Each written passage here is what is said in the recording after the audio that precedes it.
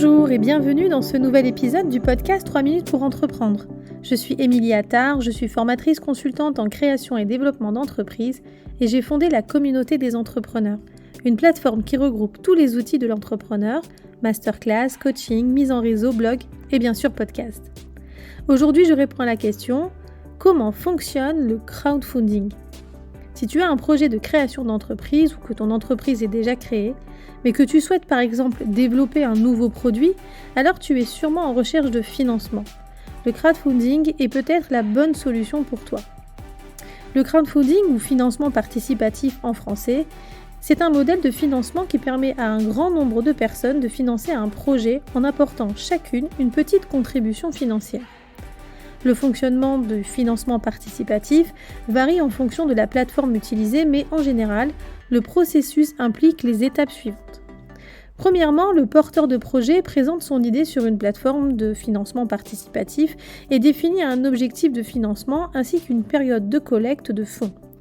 Ensuite, les internautes intéressés par le projet peuvent contribuer en faisant un don, en échange de quoi ils peuvent recevoir une récompense, comme un produit ou un service.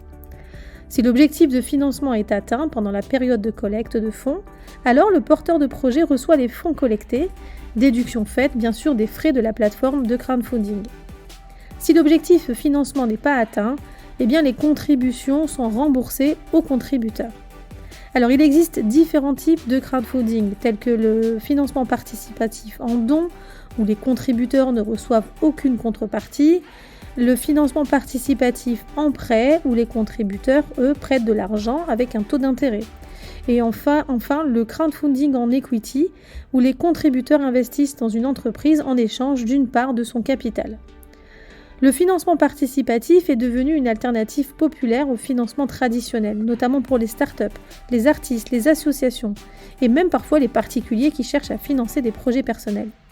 Cependant, il convient de noter que le crowdfunding présente également des risques pour les investisseurs et les porteurs de projets, et qu'il est important de bien comprendre les termes et conditions avant de contribuer ou de lancer un projet de financement participatif.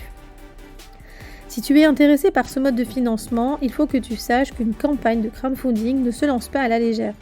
Il faut prévoir une vraie stratégie marketing, une présentation du projet de qualité et un ciblage du montant à collecter qui soit le plus juste possible. En somme, si le crowdfunding t'intéresse, il faut que tu aies du temps et une vraie stratégie à consacrer à ta campagne. Alors si cet épisode soulève encore quelques interrogations, n'hésite pas à en parler sur le forum de la communauté des entrepreneurs. À très vite!